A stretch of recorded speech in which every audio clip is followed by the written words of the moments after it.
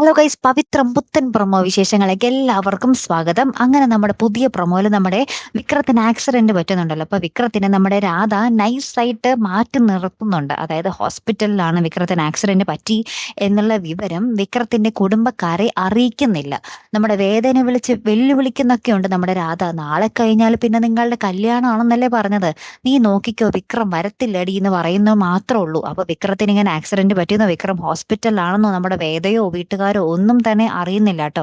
അപ്പൊ രാധയാണെങ്കിലും മനഃപൂർവ്വം വിക്രത്തിനെ അവിടെ ഹോസ്പിറ്റലിൽ പിടിച്ചിട്ടിരിക്കുക.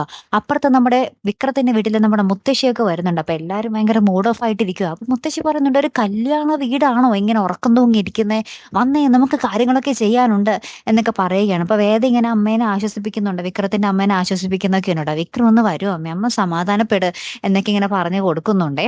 അപ്പൊ അതിനിടയിൽ നമ്മുടെ മുത്തശ്ശി എന്തോ നന്ദിനിയുടെ തിരടുത്ത് പറയാൻ പോകുന്നുണ്ടേ, നീ എവിടെ നിക്ക്, നിന്നോട് എനിക്ക് രണ്ട് വർത്താനം പറയാനുണ്ടെന്ന് പറഞ്ഞ് പറയാൻ പോകുന്നുണ്ടേ. അതെന്താണെന്ന് നമുക്ക് എപ്പിസോഡ് കണ്ടാലും മനസ്സിലാവുള്ളൂ. അപ്പൊ എന്തായാലും കാത്തിരുന്ന് തന്നെ കാണാം അല്ലേ.